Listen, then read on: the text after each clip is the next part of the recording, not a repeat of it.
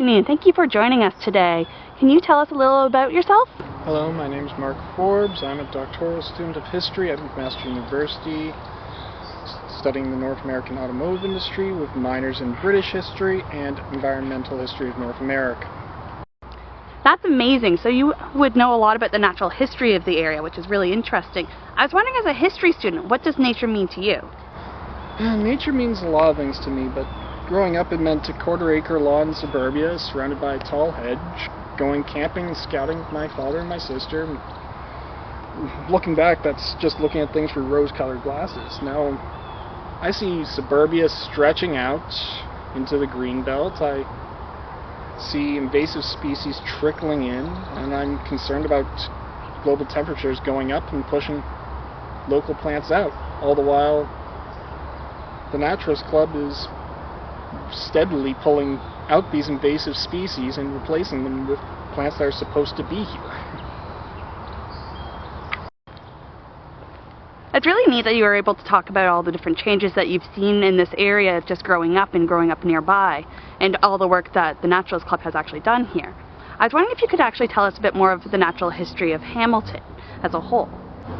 Well, Hamilton is unique in that the bay was formed by moving glaciers and a 19th and 20th century injection of industrialism, basically filling the harbor in with leftovers from steel making, cars, all sorts of industrial goods. In the last 50 years, we've actually seen a lot of work being done by the federal, provincial, and municipal governments, as well as non-government organizations, to remove the pollution, such as the infamous Hamilton bubble from, I think that was 20 years ago.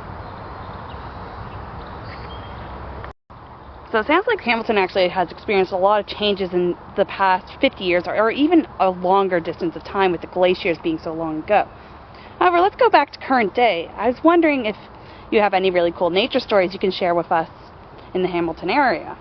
Well, going to McMaster, I get to see all sorts of birds, turtles, lots and lots of deer, but it's always the birds that I'm watching. I mostly work out of the Chester Newhall Tower, so I'm at the top floor of the history department, and I always see birds nesting, raising their chicks.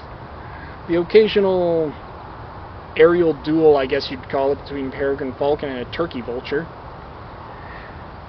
But the most common thing I see at McMaster are just deer sleeping in the parking lot. Which, it's nice to see the deer population up, but I'd like to move my car, please. That sounds like a really exciting time. Can you tell us a bit more about the deer that was in front of your car? Oh, that was just an episode where I had to call campus security and they went, wait 20 minutes, then call us again. So, wait 20 minutes, deer's still there. It has friends starting to circle my car like I'm food. So I call them again.